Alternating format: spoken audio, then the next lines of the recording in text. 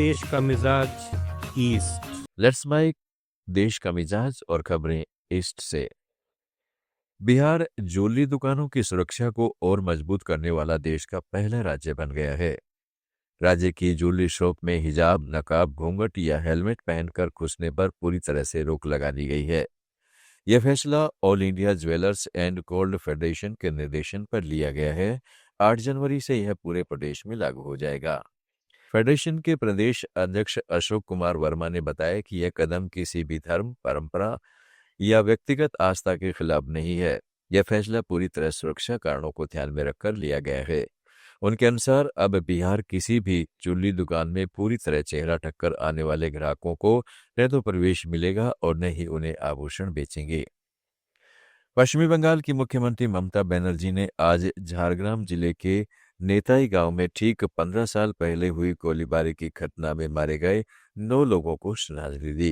X पर post करते हुए मुख्यमंत्री ने उन सभी को विनम्र श्रद्धांजलि और सलाम अर्पित किया जिन्होंने उस गोलीकांड में जान गंवाई थी। यह हमला सशस्त्र सतर्कता समूह ने किया था, जिन्हें उस समय सत्तारूढ़ सीपीएम का संरक्षण प्राप्त होने का आरोप लगा था।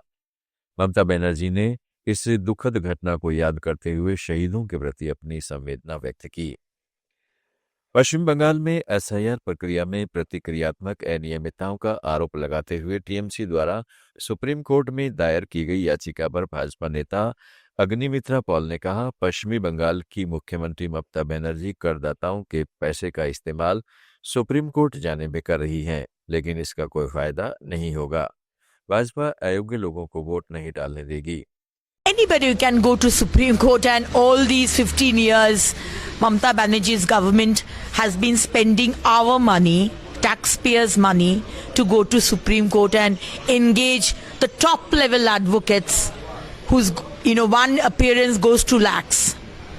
She can go, she is the chief minister, but there will be of no use. Odisha में कई जिलों में वायु गुणवत्ता बहुत खराब हो गई है। इसके चलते कई जिलों में प्रतिबंध लगाए गए हैं। ओडिशा राज्य प्रदूषण नियंत्रण बोर्ड ने 12 जिलों के कलेक्टरों को शहर और जिला स्तर पर कार्यबल गठित करने और इस संकट से निपटने के लिए तत्काल कार्रवाई शुरू करने का निर्देश दिया है। कटक जिला प्रशासन ने शहर और अन्य शहरी स्थानीय निकायों में शाम 6 बजे से सुबह 10 बजे तक निर्माण गतिविधियों पर रोक लगा दी है।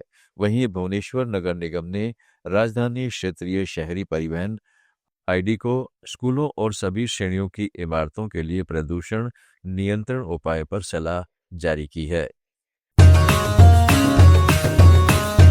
लेट्स माइक देश का मिजाज ईस्ट।